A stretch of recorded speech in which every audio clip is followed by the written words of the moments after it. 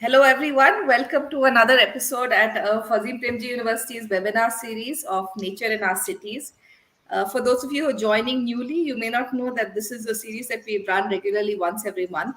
In another couple of episodes, we'll be close to a year of this. So it's a well running series, and we've had some fascinating speakers.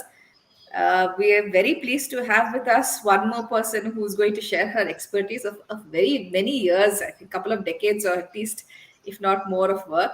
Dr. Noorunnisa Begum. It's a great pleasure to have you with us, Noorunnisa. And let me just Thank do a you.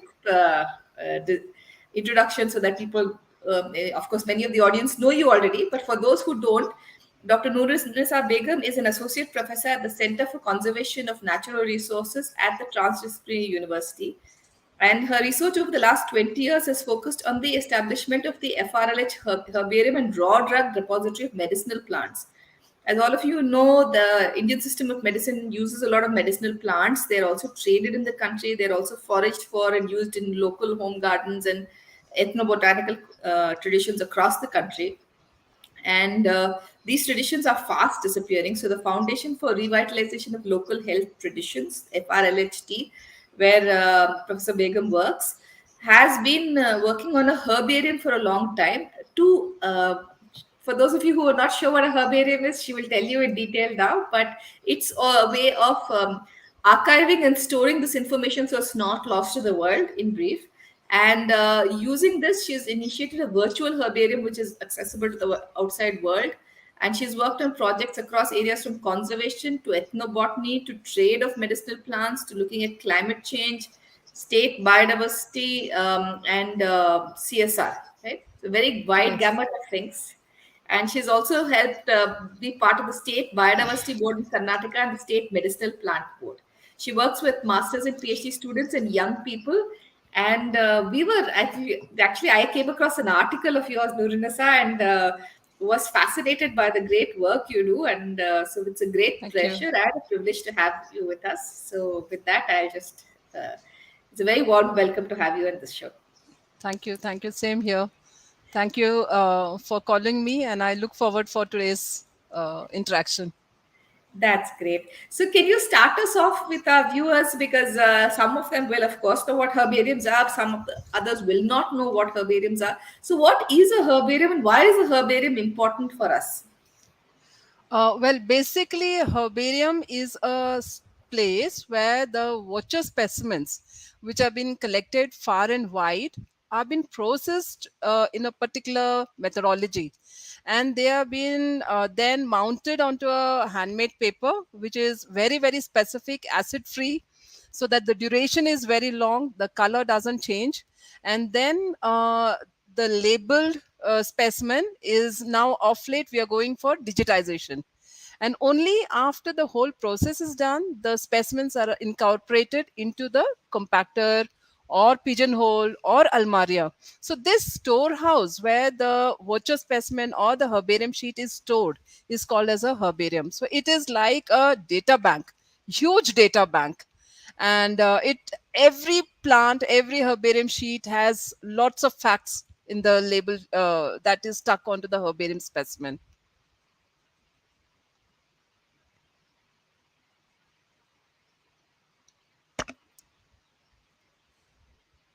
I can't hear you, Harini.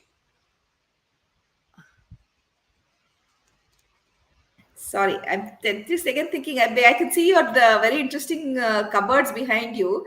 So, is Yeah. this the herbarium? Are you sitting in front of the herbarium? No, these are the national, regional, and international floras that we have. So we These are keep okay. ourselves updated with the literature, because when we get the plants, we need to identify them also. So whatever the illustrations that you have, Roxburgh illustrations, and you have monographs, revisions, and the scientific papers is what we keep updating ourselves with. That's So this is excellent. my So, best so place. how large is your herbarium? How many sheets do you have? What area does it occupy? What does it involve to set up such an herbarium? So the herbarium is basically a 2-decade-old herbarium where we have been focusing on Indian medicine plants used in different medical system. So the different medical system is largely Ayurveda, Unani, Siddha, Swarikpa, Homeo, folk, and Chinese. So Chinese is not ISM, but we are also trying to see if any of the specimens are recorded in that. So in this herbarium, in 2 decades, we have captured around 4,000 medicine plant species. So as we know, India has about 19,000 flowering plants. And of these 19,000 flowering plants, we have about 6,500 medicine plant species. Now, to have all this medicine plant in one roof is what the objective of TDU Herbarium, which is acronym is FRLH. So any of the acronym that is a shorter form of the herbarium should not be more than 4 alphabets. So that is how we have got our abbreviation as FRLH. And this has been listed in the New York Botanical Garden. So we are listed in the top international herbarias also. And the 4,000 medicine plant species that are being covered in the herbarium are represented by 55,000 herbarium sheets. So this is the size we have, and these specimens have been collected from different biogeographical zones of the country. We have collections from Leh, from Ladakh, to Northeast, West Bengal, to Andaman, to Rajasthan. So we have tried to cover maximum biogeographical zones so that we have the diversity of the species that are there in the medicine plants. We can have it as under one roof. And the speciality of this herbarium is usually herbarium is a place which is very dry and only a botanist can access. So you have to know a taxonomical name, and which is so difficult.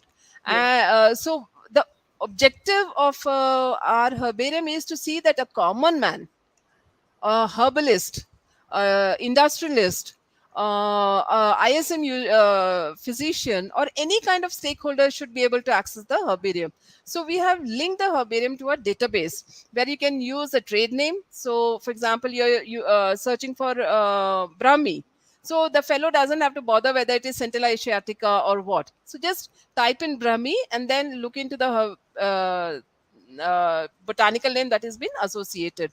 So that's how we are trying to make. Every time a stakeholder walks into our herbarium and he says that I'm looking for this information, so that becomes our agenda. How do we more simplify?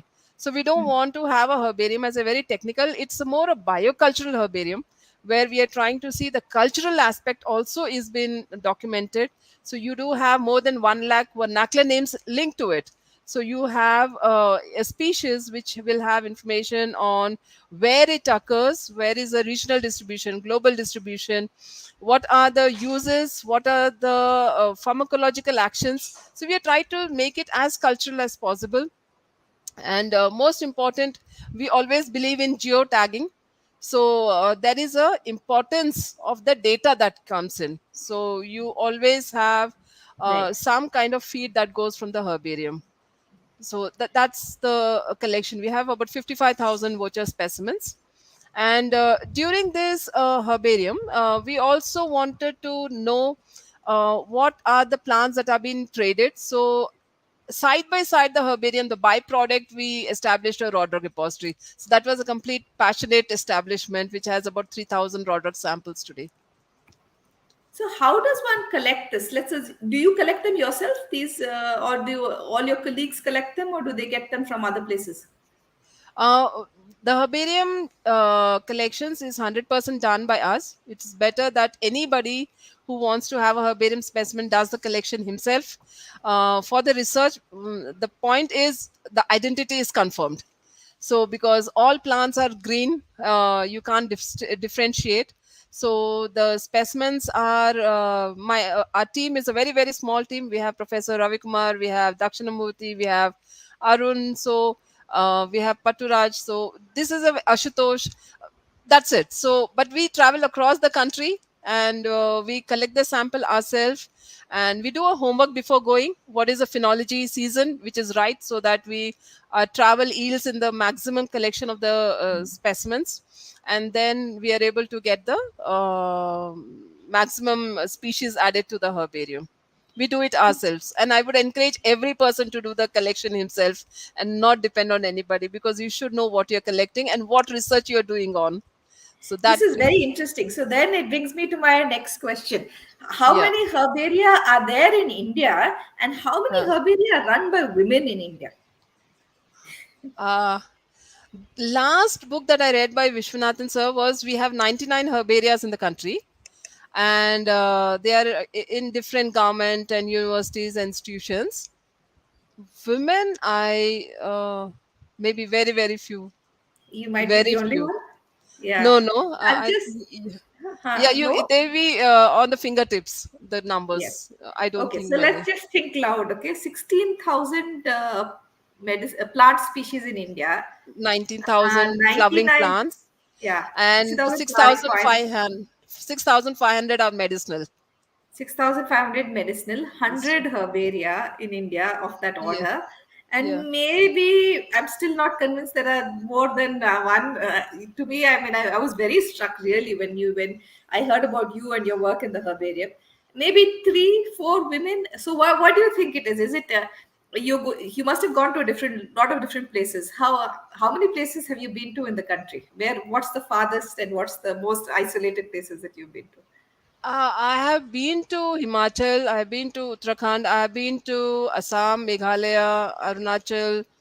I have been to Central India, I've been to Western Ghats. So traveled across, and yes, I have tried to see different places. That's amazing. And to me, again, India is an interesting place when we talk of ecology because we have, for a country our size, of course, we need many more ecologists, but we have a very good ecological conservation biology oriented community. I mean, the number of the kind of scholarship we have is very solid as a country. And you will see Yes, that for a very long time there have been women at the forefront of this conservation yes, biology ecology, right? There are many yes, women who have, so it's not in many other countries ecology is a male dominated domain, and it yeah, is not really that way in India, which I find very very interesting also. yes, yes. But I'm always curious about this. How did you come into the herbaria? What got? Can you give us a little bit about your background, from starting from your family background also? Were there concerns that you were coming into this, that you were traveling, or how was it for you? Have you always traveled across the country? Have you been an adventurous person from the start? Yeah. So my background is interesting because my father was into Air Force. He was an Air Force officer. So that Ah, made me travel. right, And right. I, very proud Indian, hardcore inside say. So that made me be in the domain which is attached to the country, resources that is Mhm. for the country. And I did get and my mom, my brothers, all, I belong to the community where there are very stringent rules, but then being from a defense background, they give you so much of liberty, and the positive support from the family made you that yes, you have to go. So I think in my family at that time I was the only girl who crossed 10th standard. So that was a kind of a thing. I owe my every thing to my parents and my family today, especially my husband, who are supporting. Though he's from IT background, he घास के साथ क्या कर रहे हो type. Then, but then he does support me, and that's how you are there. Because without support, it is impossible. True. This field is very very different field than others, because being a woman, though we say equality, though we say everything is on power, but the responsibility is more shouldered on women. No matter what you study and which position you are, whether it is the office front or the home front, thoda the responsibility jada hota hai. So now with that thing, though there are many many girls who are excellent taxonomists, but to take it up as a hardcore profession, that becomes a kind of a challenge. They would take up teaching, which is easy for them, or a kind of a 9 to 5 kind of a research, but to head anything is a kind of a tough domain. And it is a challenge in need, especially being a woman. I know how difficult it is because I had several PhD students. Some, they just live in the middle because it's difficult for them to manage both ends. It is been a kind of a supporting system, otherwise it's difficult, it's very difficult. So, if I can ask a little bit more, then when you went to various places, or because there are many students who listen to our talks, and that's why I'm specifically not Yeah. just getting to what is a herbarium, but Yes. how do you do this? So, if you're a student who wants to get into taxonomy and get into these areas of conservation or climate change, or and let's say you're a young woman from either a rural community or a urban community, but a community which is not traditionally, even if, so for instance, take my own thing, I'm from a city, and but my mother was terrified the first time I went into off to my do my field work. She was very very worried Yeah. because there were no relatives, there was nobody that she could call, no place that she could check on. Then she found some neighbors, friends, somebody, and made me go into town and call her from their house a week later to say that I am safe and alive. And of course this is 93, well before cell phones or anything like that, right? But she was Mm-hmm. definitely very worried, and my father said, no, she's fine, she can go off, and I'm sure she knows what she's doing. And she's, so there must be so many houses where the encouragement is there, or at least one member stands up and says no, they can do it. But there might be so many other houses where the encouragement is not there, or people themselves get a little worried, when everyone is around you, not very sure whether you're doing the right thing or not, and when you're very young, you're not Yeah. very sure if this is the right path. So I Yeah. wanted to ask if you can give them some sense of how was it for you when you started this field? What was your first field trip like? What are the any memorable times when you had a difficult experience or an obstacle and you somehow managed to pass it? Anything that Uh, you. I think I can't call any difficult circumstances, because everything was so much a learning experience that it made me more tougher and more prepared for the events that I was going through. So my first trip was for Talakona, where I saw the huge, beautiful woody liana, Entida, and that is a fruit which has gone into the Limca Guinness Book Record also. It's called as a elephant tamarind. It's a giant tamarind, and seeing that, and A I think the tamarind whole, liana. yeah, it's a huge. It's almost about 2 meters long. It's like a imli. It's like a tamarind fruit, which is very very big, and so the whole thing for a student, I think it goes on the teacher, how the teacher conveys the plant and connects the student subject and about the plant. Otherwise I find half the students who are very good, they get dejected because they find that, okay, now plant means remembering Latin names.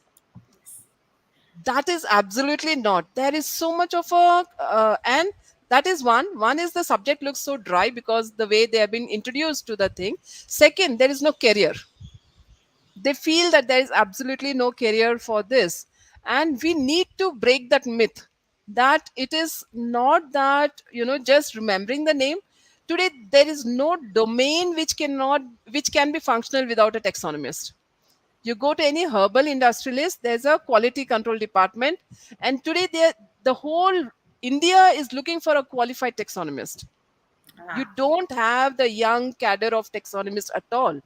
The current generation who are in 60s, 70s, 80s, if they go, then I have another 20 years, and then you literally are into a kind of a difficult thing, because today's students don't feel that it has a kind of a scope. What am I going to do after botany, or what do I right. do after knowing the plant? But I think that's not the thing. So that's the reason I do a lot of programs where I try to make, when the students come, I simplify the Latin names and make them enjoyable, how fun the terminologies can be, and what career waits for them. And I do see a lot of change. The students who came for the training become teacher, and they bring their batch of students. So Oh, then very I nice. feel ki yes, to kuch to Yes, asar tha. So yes, that's a exactly. kind of a thing. I think it all depends how you introduce the subject, and the students should have the kind of passion for plants. And I find more than the city, it is a village children who are very very attached to the nature, because they observe every small minute things, and observation skill is the highest in them. They are zero gadget or least gadget people. But of late even villages are changing, but then still, compared to the city, they are more hardworking. They can go deep into the forest, they can take the tough terrains, they can go through the kind of a difficulties that is required in the field work. And in the urban places, you do have children, but they are highly passionate. So they are very very few students. I can literally count them on hand. Some do just because they have to do, they couldn't get through anywhere else, so they'd have taken botany. And otherwise, few students are there who want to really go look at the plants, trek, enjoy the plants, look at the diversity, see where they occur, why the differences are there. So that's very very important. Unless you have a passion, I think this is a field which That's true. is difficult, Yeah. very See, difficult. clearly, also the teacher has to have a passion, and that passion I can see, for you shining through. So Yeah. if you, and you're very right. I'm thinking about what you're saying, that there are very few taxonomists left. Actually, that's 20 years ago or 30 years ago. Let's say when I was doing my undergraduate and then starting my Ah, PhD. There were so yes, many. We knew the well-known taxonomists. They were all inspiring names. Sadly, many of them yes, have recently passed away in the past, yes, 3-4 years, but they yes. were giants in the field, and I can't think Hmm, of too many giants like that left in the field, unfortunately. So, absolutely. but if a younger person wants to enter this area, what let's say, what does TDU, Transdisciplinary University, and FRLHT have to offer in terms of short courses to long courses, and where else in the country? What are the other good programs they could take across the country? Could you give us a short kind of a? Yeah, at TDU basically we make tailor-made programs. So as I said, I want to cater every strata. So you Hmm. are a botanist or a pharmacognostist or a forester or a thing. So I design the capsule in such a way that it meets to that level, and they come up to the botanical basic requirement kind of a thing. And TDU has a kind of a, first is a tailor-made program. Second, we have a MSc by research, which is a very very unique, not held anywhere else in the country, where the student will do first year of theory and second year complete field work. So it's Hmm. almost like a semi PhD. So today we have a student who's Ashutosh, who is at Himalayas. He's doing the flora of Konkan Wildlife Sanctuary. And we have another MSc who is doing the ethnobotany of a particular tribe in Chittur district. So Hmm. we do have a specialized program for the MSc. And for PhD, in fact, we have funds and fellowship where I could not get good students. Oh, so, Yes. so So there's a call out to good students to say, what kind of backgrounds do they need to have to enter your PhD programs? just passion. Because if you have a high degree and high score and you can't walk in the forest, you don't have energy level, you don't have observation skill, nothing of that marks can happen. So for me, marks is the last thing that I see. It is more how passionate you are to the plants, and that makes you the perfect taxonomist. That's great. Do they need a botany degree though?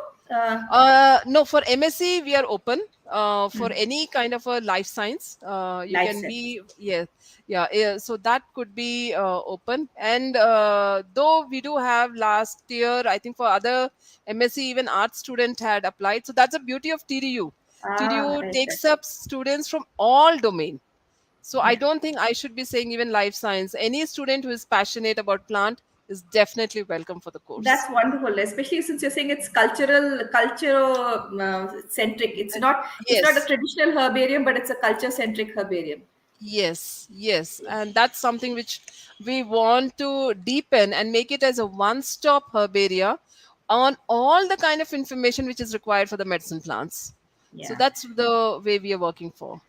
We also, I mean, trying to link it also back to our Nature in the City series. We had done a study at Azim Premji University just before COVID hit, and we were looking at, often when we're doing our field work in the city, it could be the heart of the city. It's Sampangi Lake, which is now the stadium, no, Kantiva Stadium. There Yes. is a small Yeah. Kalyani next to it, and there Yes. we will see somebody foraging for something. Or Kaban Park, we will see somebody foraging and picking up something. Yeah. And yet, when you speak to policymakers, they say, no, no, in the heart of the city, you must have these landscape lawns. Nobody picks up anything. And all Yeah. this foraging happens in the periphery. So, we did a Yeah. very simple study. We spoke to 200 women from low income families and Hmm. older Hmm. women, 50s, 60s. And they Hmm. had over 100 different species that they are either foraging for or they buy. We did realize there are so many markets in Bangalore where there are Yes. other women, older women, And Yeah. if you're in Alsur, your chances for getting any wild spaces to forage might be really low. Yes. But they Yes. actually go to, for instance, the Banashankari market. Yeah. Yeah. There are women who sit there, and you can actually say, I want XYZ, and they will go to Yes. the forest and forage and bring it back to you. Yes. You Yes. make your Yes. hair oil or knee pain ointment, Yes. or something for the children to study well, brain, improve Yes. brain power and things like that. Yes. Yes.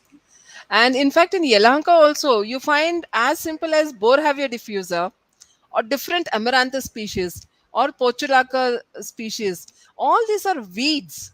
If you are walking on the road, on the roadside, you'll be seeing them as a weeds. But then they have the highest nutrition value. So today, wild edible plant is something which again we are focusing on to see that we are not only depending on dragon fruit and this kind of exotic fruits that are coming into the market, but Yes. also to look back on those wild resources that are available in and around your house, and that should be actually promoted because that meets your actual prakriti rather than Yes. eating something which is not of your nativity. Absolutely. I remember, for instance, I'm just thinking of memories of childhood and how Bangalore has changed. Once Yeah, I used to get a lot of mouth sores, and my yeah. mother would ask her, this lady who cleaned for us, to go and get this kashi sapu. And, Solana nigram. Yes, yes, and you chew on it yes, and the mouth sore goes away. Or once I remember I yes, had a thorn in my foot, and then there yes. was this weedy plant with a milky latex. So my mother went Huh. and took it out. And so I did it for my daughter when she had a thorn in her foot. And the thorn comes out. It actually gets, pulled to the front. So these kind Absolutely. of things that I think, like you say, people in rural areas still have that connect. But now in Yes, a city, I don't even know if children know where their milk comes from. They probably think it comes from packets. yes, yes. So Absolutely, we're slowly losing that connection. Uh, absolutely. I'm just And seeing there are, yeah, go ahead, yeah, go ahead. that is the reason TDU also works in revitalizing this kind of local health and tradition.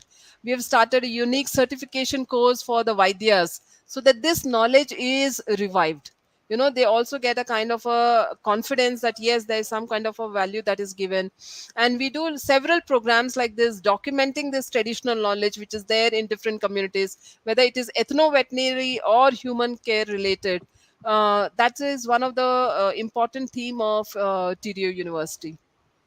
I think this is a good time because we're getting to sort of midway through this, and I wanted to know if you could show us some of the kinds of plants that you have in your herbarium and what, so that the viewers can again see some of. I think these descriptions are very rich, and I think they would want to see, like I would want to see some of them. So could we Yeah, see I any think of these? yeah, Shashwat could play it. I've shared it. Yeah. Yeah. So basically, we have selected the specimens which are of different regions. So the first species or the voucher specimen that you're seeing is of a very important Ayurveda medicinal plant called as Atis. So this is a plant which is found in Himalayan region itself, and you don't find anywhere else. The part which is used is an underground tuber, and it is almost 16,000 rupees a kilo. And it is again threatened. It is almost in a critically endangered category. That means more than 80% of the population is lost. And imagine, in the whole of the world, it's found only in Western Himalayas, and in that place also 80% is lost because we are now destructively harvesting the underground tubers. So that is a basic thing, and this is again having a lot of therapeutic usages. And so next is another species which is coming from the central part of the country. Okay, so it occurs even in Chhattisgarh and other places. You have two species which is often confused. You can see Safed Musli. Of late, people would have heard about Safed Musli. So you have two species, Chlorophytum tuberosum and Chlorophytum burivilianum. So if you see in the herbarium, you will see that the tuber is at the tip. Okay, so therefore the name tuberosum. It's like a tuber at the end of the root. And this is again a small herb where we find that it has an aphrodisiac effect, and it is highly energetic. And because of the kind of availability issues, you do have adulterations with other species. From Northwest Himalaya to Central India, I am taking you all to Southern India. And this is a particular species which is being linked for Daru Haridra. As per Ayurvedic Pharmacopoeia of India, for Daru Haridra is Berberis aristata. Now, the beauty of our Indian system is at that time, I don't know how they knew that Berberis is only found in Himalayas and you don't have Daru Haridra in South. So they found Cocinium fenestratum with a almost similar property designated as a Daru Haridra, but in South we call it as Maramanjal. Mara Manjal, Manjal is Handi or Mara matlab paid. So it is a woody turmeric. And this particular species is now widely distributed it from Borneo to Cambodia to Malaya and Vietnam. And it is again here the plant takes very long time to grow. For a simple finger size growth, it takes almost 5 to 8 years, and the part which is traded here is stem. So that again puts the plant into the threat. It is in a again threatened category. And you have several adulterants for it. You have lot of adulterants that go for Daru Haridra. You have Morinda species, you have Mohinia lechnoiltia species. So it is difficult thing. Now this is a species which is based on the first Indian woman botanist, Janaki Amyal. So therefore, the name Decalipis areal patra. So uh, patra is leaf, areal is people, Decalipis is a new name. The old name is Janaki areal patra. So Janaki Amal is on her name. So in botany, the whole issue, the problem another is that you keep changing the names. So you need to keep updating yourself with the nomenclature. That is one problem that a common man faces. It's a very rare endemic plant which is restricted to vertical cliffs. And the beauty of it is highly cultural in usage. It is used by Kani tribe for the peptic ulcers. So we also want to show the diversity of the specimens. So especially school children, college children, when they come. So it's not that they see, okay, herb, trees, shrubs, climbers, SNA. So they also see the insectivorous plants, which is so rare for them. Now a child can't go to Northeast Himalayan region to see, okay, there's a kind of insectivorous plant. So you can see a picture plant here, which is now found only in India and Bangladesh. And even in India, it's only restricted Northeast, especially in Assam and Meghalaya kind of regions. And it also to understand and explain them, it has been listed in the appendix and cites. That means the trade is not going to be easy. It is banned. And the picture that has a kind of a fluid inside, which is used for eye diseases. So this kind of a cultural data the herbarium provides not only kind of a identity, but it gives you kind of a geotagging, ecological data, it gives you cultural information, and it also gives you what kind of and where one can get that. So now we come down to a drier region where we have Rakta Chandan, and this is basically endemic to Andhra Pradesh, where you have Chittur, Nellore, Prakasham district. So these are the regions where you find Pterocarpus saltinalis. Yes, you do see some plants in Tamil Nadu, some plants in Karnataka and other places. They are planted. They are not wild. So whenever we are doing assessment, we are strictly doing on the wild plants. So the wild population is only found in Andhra Pradesh. There's a lot of care that has been taken to restore the population, and this is again listed in the appendix 2 of the CITES. So this is the kind of a brief overview of the collections that we have. We have botanical curiosities, we have traded medicine plants, we have endemic medicine plants, we have the plants which are having cultural significance, and the most important is we try to capture intra-specific variations. Now we are trying to, because we try to collect, for example, it is uh, uh, maybe if I say oroxylum or indicum. So I will be trying to collect it from different parts of its distribution area, so that I see, is there any variation in the leaf? Is there any variation in the fruit? or is it their life is having a the height of the tree is different. So we try to document all these kind of things, because no flora or no work looks at the intraspecific diversity. We are just counting, okay, how many species are there in the country? 19,000 species, but usme kitna variations hai, how many diversity is there? That is something which we need to document. And because even if you see any flora, they'll say this is the species, this is updated nomenclature, this is a description, and this is the thing. But you don't get the detailed ecological information, you don't get the population information, you don't get the latitude longitude information. So that is a thing we are trying to see, that can the herbarium be of utmost importance. And the herbariums that you saw now are being associated with the field record book. So in the field book we do have all this kind of data that goes, and it feeds into so many research programs. We have threat assessment that we do at, which is called as camp. Thus far we have done about 21 states threat assessment of the medicine plants, and that is based on the field work that we have done. Otherwise it is difficult. So based on the threats, you say, okay, now the last program that we did was in Chhattisgarh. We are about to finish report writing, so that is, now you have zeroed down to 44 threatened medicine plants of Chhattisgarh. Now, this will give the policymakers, forest departments, research institutions, universities, everybody to concentrate on only of those 44 species that are critically endangered, vulnerable, and all those things. So it gives you a kind of a roadmap, GIS studies or biodiversity information. So there's so much of data that can be interpreted.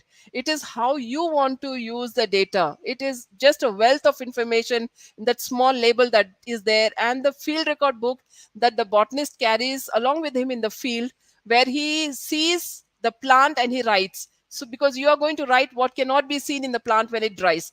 What is a smell? What is a color? What is a spine bifid? Or is a tree 45-meter tall? Or is it the girth? What kind of girth? And crocodile looking bark.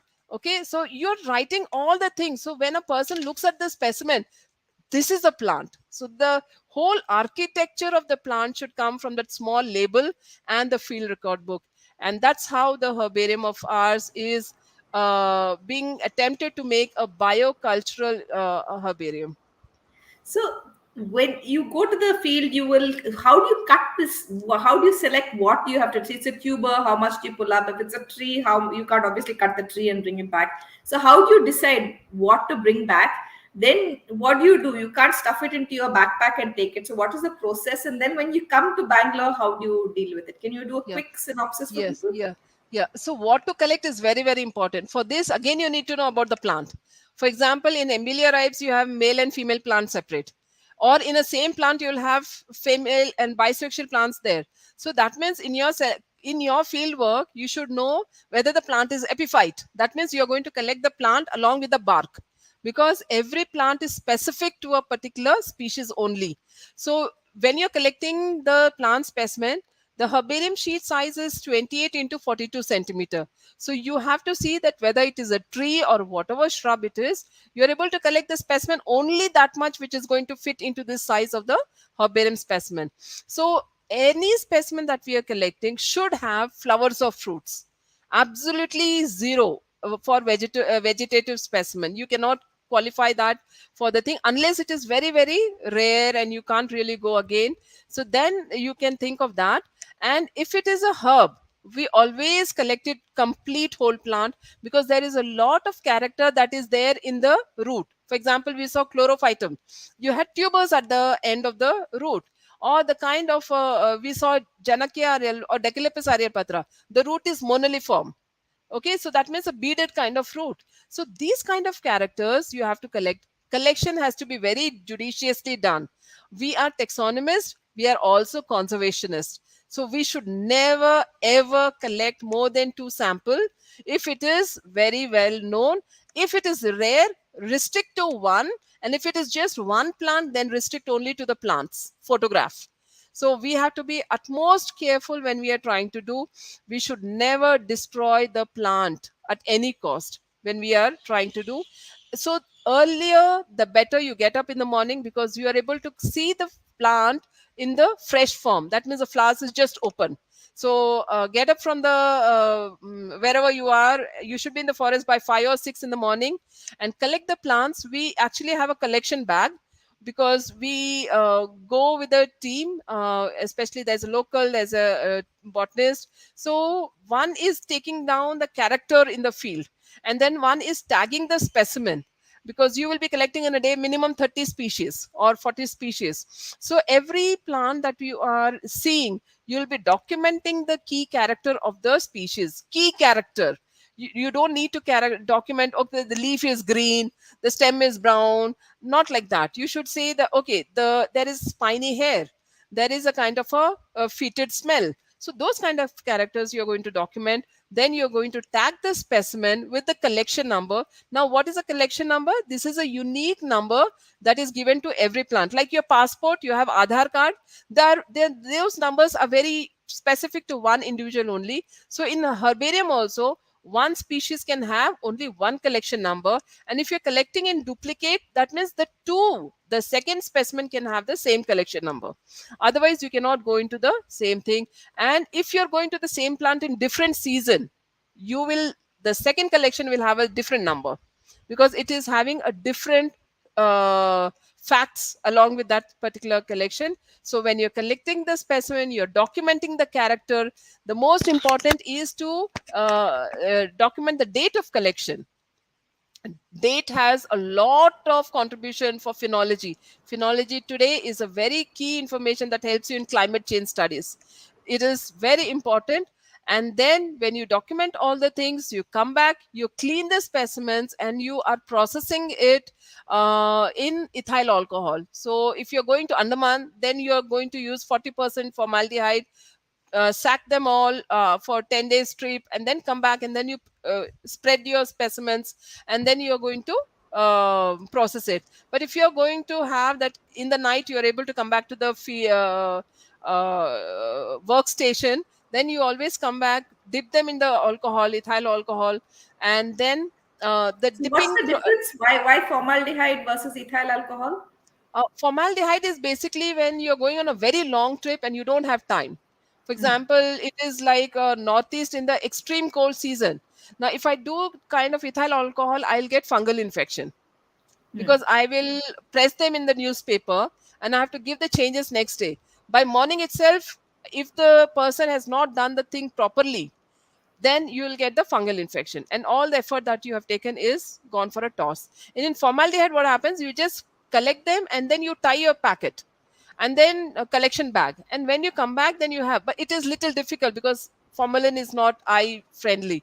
So that Hands get I wrinkled. I know, I know. yes. Yes. So So, but but I would, because I'm looking at the question, reader questions also, and they're coming in. So, Divya Ravindranath is asking, and you've answered part of this. But how do yeah, you think about weather, light, humidity? Is it just formaldehyde versus ethyl alcohol, or other I aspects that would you have to think of for I would prefer alcohol. I definitely would prefer alcohol, because it is cumbersome. It is difficult, but then the longevity is high, and it is user friendly. And Because how do you today, walk back? Assume you're on a steep mountain or you've gone into a boat. Boat at least is okay, but you're on a steep mountain, you have to climb back down and it's slippery and it's raining. yeah, Are you carrying bottles of this? How are you keeping these specimens straight? Are you taking a huge we book have a kind of huge in hand? collection bag actually. So Huh. we have a huge collection bag and a sack bag on our shoulder, and these are the only two. We don't carry any of the processing material with us. But Processing if you material, have, let's say, 20 different specimens, you can't put them all together. They will start falling on each other and crumpling each no, other. no Or do you? problem. Absolutely, you can just put them in one cover, because the moment you collect the specimen, you are going to tag them. This is like a field book where you have Ah, tag. okay. Okay, so once you're writing, I will tear one number and I will tie to the herbarium sheet. So you Okay. will never get confused. So even if I collect 100 plants in that bag, each one is already tied to a unique number. You will never have any issue in And have you identification. had a situation before ever where you come back and you found your tags have fallen off and they've got switched? uh Very very rare it happens, very very Mm. rare, because we try to see that the tags are quite strongly done, and unless you're carefully processing it, just Right. dumping and Yeah, you're yeah. removing it, and that's the only place where you can miss it. Otherwise, rarely you happen. Even if it happens, we do remember, okay, this particular plant was collected after that 10:30 a.m. at this turn we collected, after seeing that particular climber. So we have a story that comes around, and Yes. we link, okay, this particular number should be for this particular species, and that's how we go It's about. all how you make your field notes. I was recently looking at something in Nepal that I wrote in 2001, I think, or 2002. Yeah. And suddenly, when I looked at my notes, the whole scene came back. Our jeep got Ah, stuck in a stream, the water came yes, through, the base yes, was rotted. So we had to all yes. hold our feet up and hold the GPS and the map like this in the jeep. Yes, And then the whole thing came back to me what yes, landscape it was. So it's one, like yes, you're saying, it's a story. One thing pulls yes. another and pulls it. Yes, yes, yes. So for It's me, I think for any taxonomist, I think that story just comes up, and somehow अरे ये yellow वाला flower के बाद में उसको देखा था. So that exactly, connection exactly. comes up. Yeah. Which brings Yeah. me to Vijeta's question, which is taxonomy seems so daunting, she asked, with so many Latin names. How does one remember all these complex names? How did you start? Just, I Ag- mean, now of course you have them in your head. How did you start? I think it's because of the teacher again. The whole thing is because of the teacher and the kind of exposure that we have, and I think my family also, because they did use lot of plants, and as you said, your mother was using some plants in the cultural usage. So similarly, my parents and my grandparents were using plants, and that helps you to understand, okay, these are the plants. They had Telugu names. So because I'm from Andhra, so they had the Telugu vernacular names, and they had a meaning in that. So that means a name has some kind of a, it's just not something which is meaningless. In Telugu also there is some kind of a meaning. So when I was introduced to Latin name with my teacher, she made it like with essence of it. Now, for example, you take Butea monosperma. Butea means very beautiful. That means when you look at the flower, it's beautiful. Mono is like you have bicycle has two tire, tricycle has three tire. Mono is one. So one, mono. And sperma is seed. So beautiful flower, and it has one seed. It is not difficult for you to remember. Then Brassica nigrum. You have not to offense, but then niggers, because they're black in color. So your mustard is black in color. Okay, so every Nivea cream is white in color. So you have Rubus niveus. So every name has a meaning. Only you have to decipher it. It's like you remember all your friends because that character is there in your mind. You cannot say, okay, I can't remember more than 5 friends. You can remember every friend because you are connecting their character. Similarly, plant names have very very specific meaning, and that if we connect, it is going to be very very easy. Did you have a good memory in school? Were you one of those people who remembered poems and could write them down from scratch? I was more You into have a arts. good. I loved things. Unfortunately, I remember only the plant names and not human names. So, so, but yes, I was good at writing and poetry I and all think those tips things. and tricks, because I'm just saying, for instance, what my daughter does for in school, and I never thought of it before, is when she has a long poem to remember, she sets it to music. And so for Yes, her, music helps. And then I was watching a absolutely. video of a teacher in Kashmir who was doing a Yes, beautiful thing with very young children for mathematics tables. He led them into moving around a circle, and they were moving their legs and hands in a complicated dance and then singing their multiplications, two ones are yes, one, two, twos are yes, four. So, yes, and that I was thinking somehow we have to find what trick. It's the meaning, it could be a physical movement, it could be yes, I saw this yellow flower and then next to that was a red flower, yes, or it could be a yes. song. But whatever for us is a memory trick, I guess. Yes, yes, yes. Unless Latin is very easy, remembering name is very easy. All you have to do is just that first step when you take and you are able to decode. the meaning of two or three plant names, then you'll say, "Acha, ye to bada easy hai." Then you will try to understand. Okay, you do have wonderful Latin dictionary. They will help you at the initial stages, so you can go to the Latin dictionaries. Many are available online, so you can always Google out them to know. But to learn the botanical name, it is not difficult at all, unless you've been mugging up. Then Unless it you've is been, going to be a pain. yes. It is going So, to be a difficult thing. if, do you run any taxonomy courses for fresh novices, let's say online or something like that? As if I I should have have, been. let's. So I am just thinking of it from my own perspective, as well as so many people that I know who want to do urban tree, counting. My Hmm, undergraduate degree was microbiology, chemistry, zoology, and I kick myself often for not having taken botany because I'm working on trees, and I think so it's self-taught, and I know the rain tree, the copper pod, and all of that. But if you tell me something that is a cousin of the rain tree, I won't be able to tell it because I have not yeah, studied it scientifically. It's more that I know yeah, that this is what this looks like. And yeah. wherever I'm looking for something, it's either a textbook or any videos that I see are not built to the Indian context, any learning material courses. So Hmm. I do you have any courses on how to do taxonomy from the Indian context? What are our families? What? Yes, as I said, we do lot of tailor-made kind of courses, and my basic passion is to meet the requirement. Now, for example, you are saying that you or X is saying that they don't know anything on the basics of taxonomy. Then I go down to that level. What is root? What is stem? What is leaf? I'll come from that level. So we do Mhm. organize, and there is always a demand. Now next month again we have a demand from SDM Ayurveda College. So different disciplines they do approach for the training programs. So Okay, that's yes, very it is there. useful.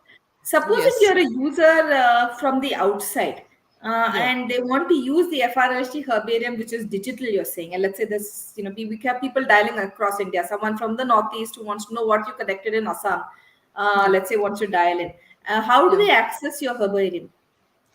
Uh, Here again, Harini, I we have digitized the herbarium partially, and I said we do have financial constraints, so I'm looking for support where it will help me to now go complete digitization done, and then put the watcher specimens online. So as of today, there are about 900 species which are online on Envis website, but apart from that, I am writing to different places, and thus far not successful. How So much does it cost to go digital? uh, it would with the website digitization and the kind of a thing, minimum would be around 10 lakhs minimum. Wow. Okay, okay. Yeah, So yeah, it's not that high, and I know you're very entrepreneurial, and you were talking about some very entrepreneurial approaches one could use to take the herbarium forward. And again, this is for students or other people who might be interested in doing something. Many of us students want to set up small entrepreneurial projects and not work in a convention. So, are there things one can do to commercialize parts of these? And what are the opportunities? What are the thoughts that you have in your mind?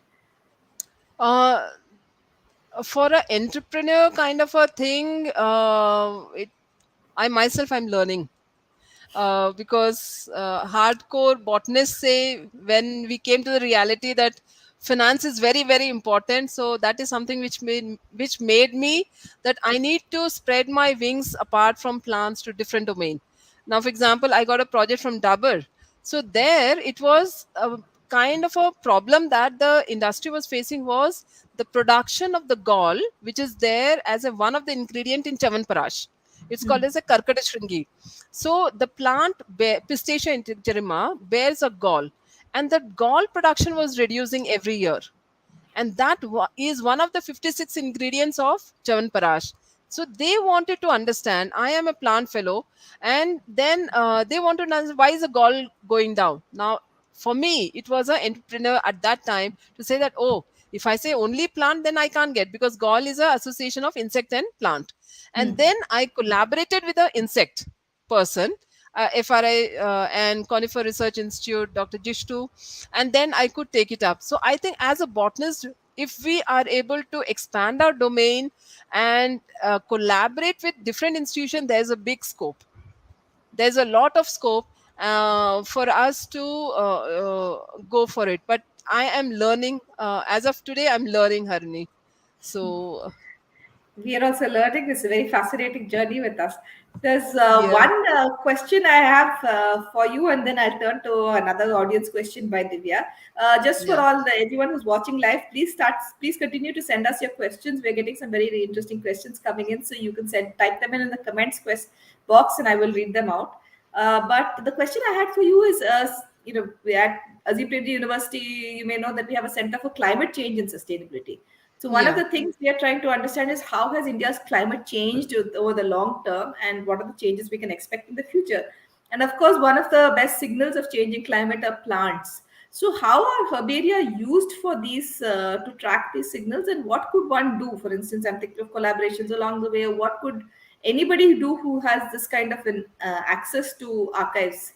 What are yeah. the things they could do from them? This is a very, very important thing because the only uh, source of getting information of 100 years, 200 years back is a herbarium specimen, because that is the live data that you can see. Okay, now for example, you have again, I'll come back to Palash because I've already spoken of Butia. So that was particularly earlier flowering in March, a particular season. Now February, it has moved few days prior. It is because of the increase in temperature to a certain degree, and it is also based on the difference on the humidity of that particular area, and also of the different factors that are going in around the development of that particular place where the species is occurring. And in herbarium, it's also to see the kind of stomata. So earlier than if you see X species, it had number of stomata more. Today, the same species will have a different kind of anatomical character. Why? Because it has to combat the stress. There are different characters that you can see. It can be stomata, it can be trichomes, and then also the size of the leaf.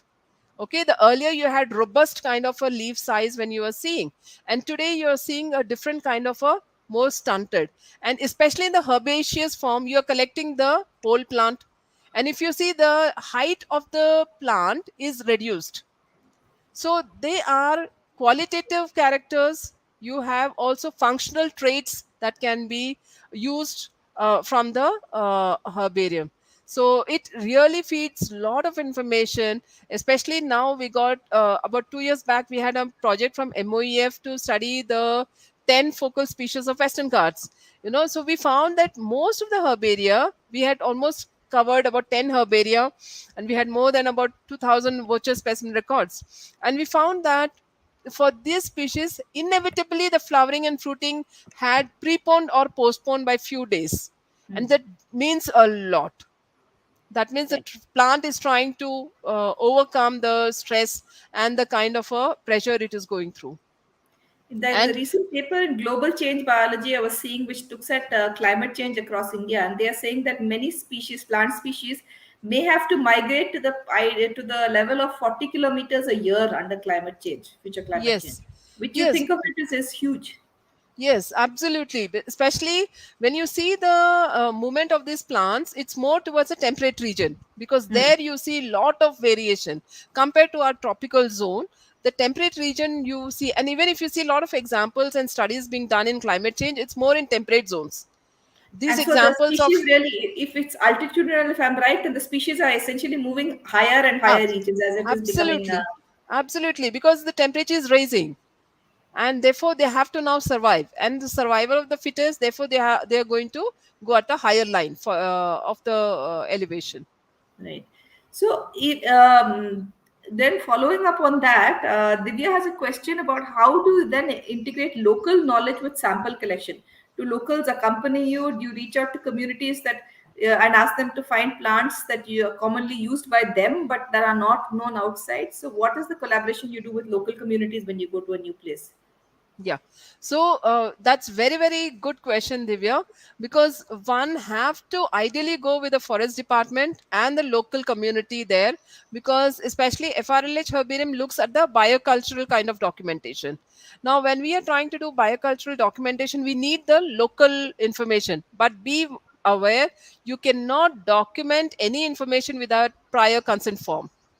So you should be very, very careful when you are trying to take any data from those people. You will have to ask and take their permission, either in recorded form or in written form, and then only you can document their permission. And absolutely essential to go with a local person, because they are the ones who can take you to the kind of a place. For example, we were trying to go for Atleria salicifolia.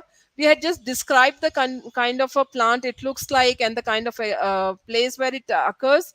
The forest officials and the local people, they said, haha, we know where the plant is, because we told them the root is having the kind of a smell, distinct smell, and immediately they could connect to that, and they took us to that particular plant. And I think today the best taxonomists are the local community people, not the well known. Even the PhD fellow with the botany cannot recognize the plants as much as the uneducated, the folk healers or the villagers who are there. They, because they connect to the nature in and out, day and night, they are with the plants. They can identify and name the plants much, much better. That's the reason FRLH TDU conducts a program, a unique program called as Village Botanist.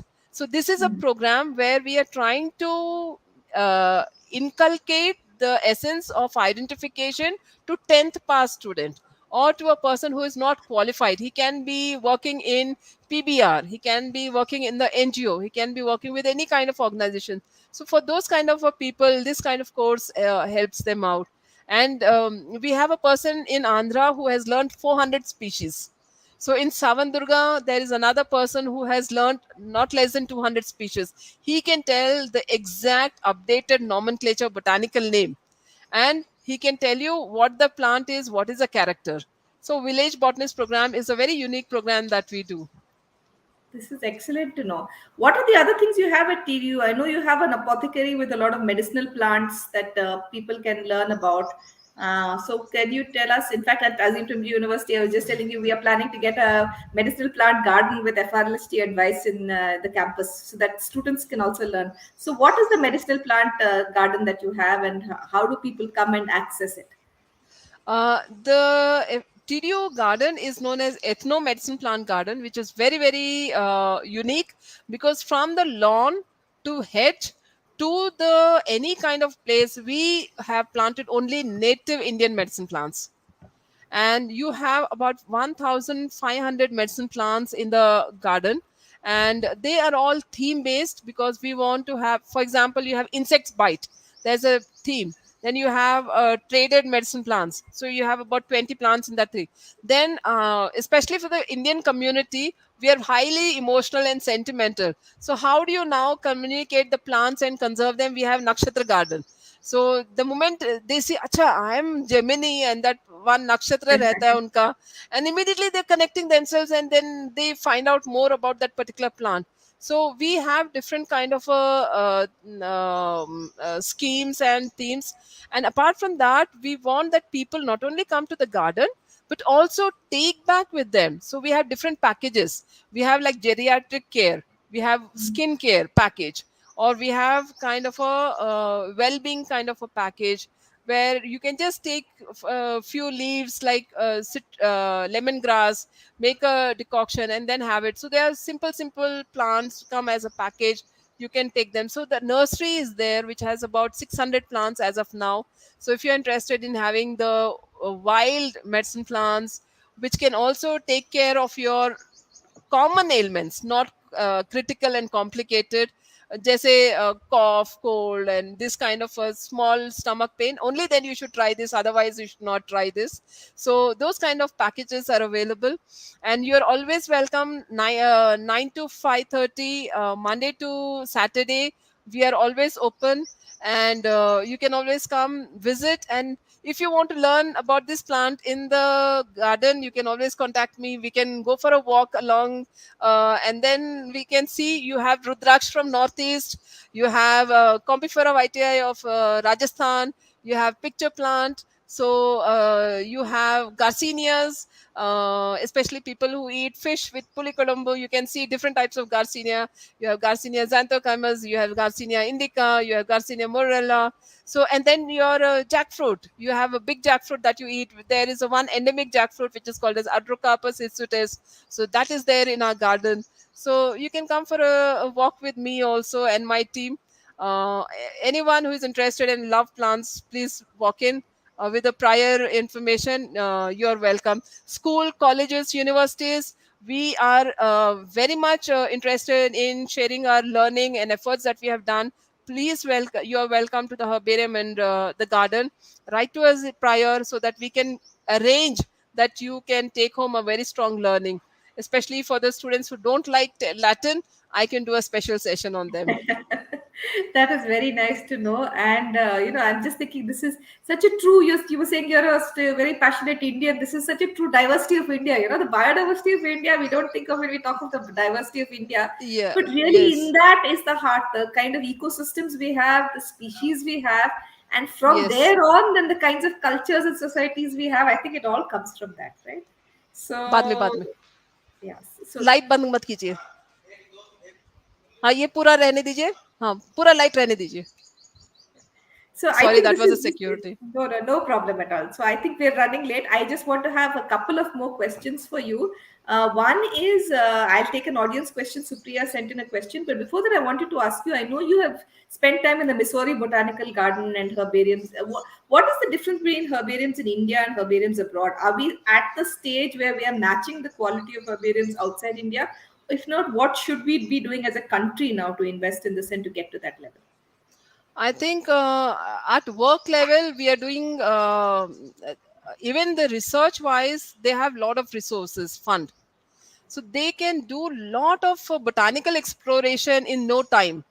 For us, it takes little difficulty. And the herbariums are highly infrastructured. They are temperature controlled, humid controlled, everything. Now here I'm not able to manage my herbarium at a normal tropical kind of a condition. So they have very high end techno supported herbarium. They do have high end kind of facilities that is there. But as I think botanists, we are better, we do good job.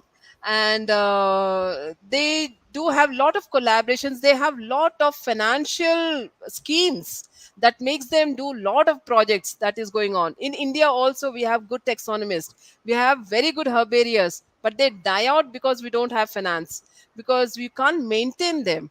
And that Exactly. is the only reason I think we are not able to perform well. Otherwise, there's no dearth in the taxonomy or the kind of a skill set that we have. So Missouri has lot of advantages: support, financial availability of resources, very good collaboration. Missouri gets collaborated with Sri Lanka, it get collaborates with other things. And for us, especially if you want to do something, you have to follow NBA rules, you have a lot of things. So it takes a lot of effort at our end. And I think finance is one of the thing. Otherwise, taxonomically, I think we are You're as in good very as, yes, exactly. yes. True, and Hmm. absolutely. And then I think because of the jugaad that you had to do, that's where the creative mind goes into all kinds of collaborations with school children, with colleges, with so many other things which Missouri might not be thinking of because things are very easy. I think sometimes we become creative because we have such few resources. Yes, in fact, the current project also is another creative kind of a thing. It's with Q that we are doing. They had अंग्रेज लोगों ने हमारे specimens लेके गए थे तब, तो East India company time. So now we have a very good exchange of program where we are trying to now identify those samples that they took from us, and they Hmm. that is housed in Q. So we would be visiting Q. We have online collaboration where we are trying to see what are those specimens, how do they look, which route was the trade happened, what is the identity of the species, did the species have any kind of adulteration at that time, what was the name and the linkage of the plant resources at that time. So that's a current project that we are trying to do. So again, if I look as a taxonomist, I can't survive. So I have to now go out of the box. Now, for example, I will also put my leg into urban ethnobotany, where at Bidadi I'm trying to study, okay, now this is a urban ecology. So what are the medicine plants that they're eating? Are they really sticking to the old classical traditional stuff? And I'm putting my leg into everything slowly, slowly, but then I'm learning. Fantastic. So So I know your security guard has come, but there are couple. I think viewers also at 6:15. I want to end with two last questions. One viewer's question and one question of mine. So the viewers, listeners' question from Supriya. Supriya, and she says, "What should be the extent of information collected and recorded for a herbarium for school children? And what are your thoughts on introducing herbariums to children?" this is the most important thing. I think every school should be introducing the herbarium concept to the child, because then he gets connected to the plant from the beginning itself. Then the Hmm. degree student will not say, "Ki, it is difficult for me to identify the plant." So the connection with the plant should come. It's something like the old age tradition. Rishi and the students were in the forest. It was easy for them to learn the plants. Today, now, even in Ayurveda, there's a concept called as controversial drugs, because earlier one plant name and one species. Today, one Ayurveda drug name and many species, because that has been transformed generation to generation, and then actual plant is lost. So today, similarly, a student should and ideally be encouraged to make the herbaria and identify in the local area itself. And I say, and what is the kind of information? The date on which they have collected the specimen, very important. Then the area where they have documented, that is a locality, district, taluk, state, and if possible introduce them geotagging, very very important. It's not difficult today, because even mobile has the Yes. geotag kind of facility. Then the local name, because we have to introduce cultural. No matter how modern we become, we have to see that we document our cultural knowledge. So what is a local name, what is a local use of that particular plant, and then the botanical name and family. We should not try to make them mug up the family and say, okay, this is Asclepiadaceae, this is this particular species. Then what happens? The child will just restrict the image of the plant only to the two terminology.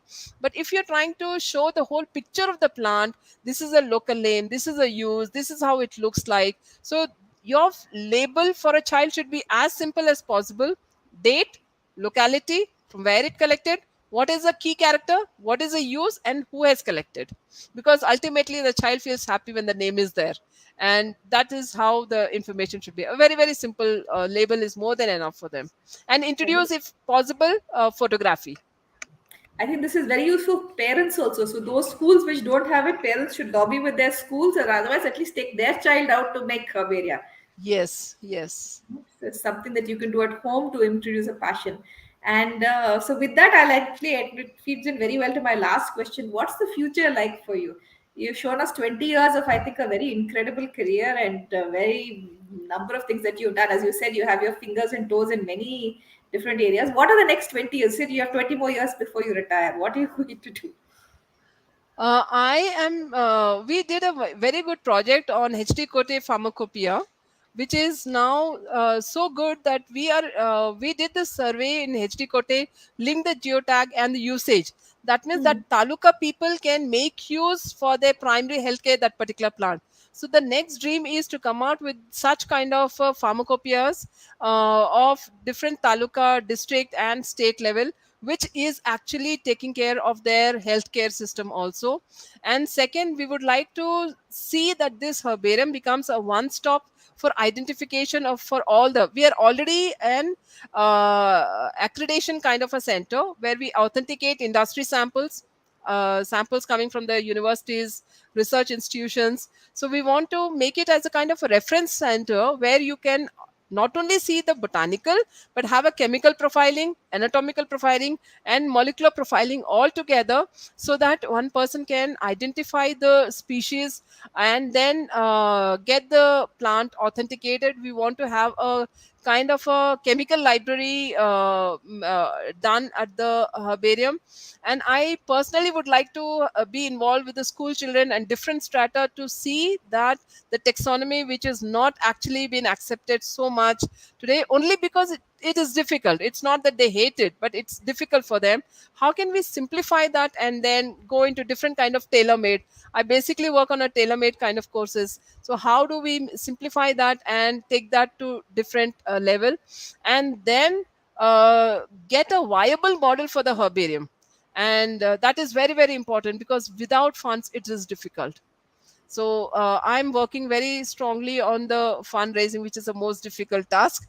I have not succeeded so well, but I'm going to concentrate on that aspect. So If there because are most any of the pharmacies and other similar organizations that are looking for CSR, I think we should shout out to them on this webinar that these are the kinds of efforts. I'm very serious, but that we need to because if you yes, don't record our botanical heritage, everything survives. yes, I mean, the plants hold up the world, and if we don't know what plants yes. we have, we're not going to have a world that's sustainable. Yes, yes, absolutely, absolutely. And moreover, I open to all any kind of collaboration which is required from taxonomical, and the FRLH Herbarium is always open. Please feel free to contact me and TDU University, and we can look forward for any kind of a collaboration. That's wonderful. With that, thank you so much, Professor Noorunnisa Begum. It's just been a true pleasure. I can't think of the last time we've had some excellent speakers, but I think truly I have enjoyed this one. I think your passion, your enthusiasm, and the number of things you've done, a researcher, an educator, looking at the practice end, looking at the entrepreneur end of how do you make this self-sustaining, the tailor-made Yes, courses that you're talking about. It's been a yes. fascinating experience, and I hope many more people reach out to you and can actually help to get this, both to learn from you and to get this on a more stable platform. Thank you so much. Thank you. And you're doing excellent work. And I keep reading about your work. So hats off to you also. So you are like one of the Indian, yes, aisa hona chahiye type, kind of an example. Thank you So so this much is, for inviting me. And I had a real pleasure to work with you. And it was a good time. it was Thank you, lovely. audience, for being there. Yeah, thank you, audience, and another shout out that Shashwat from the Azim Premji University campus has gone actually and done a long video with Noorunnisa, and that video will shortly be released on our website and our YouTube channel. So please do watch out for it. This is truly incredible work because it lets us in Bangalore get an exposure to what kind of botanical heritage we have across India, and I think it can only be collected and maintained by someone. It's a Herculean task, so it has to be someone with the kind of passion you have. So with that, thank you so much, and Thank you. Thank you so much. And all of you, I wish you good luck, and enjoy plants. And they're very beautiful. lovely. And for the audience again, please come back to us on 28th April, where we will be talking to Neha Sinha, the author of a lovely book called Wild and Willful, and that is the part of our Nature Writing for Children series. So with that, thank you everyone, and bye. Thank you.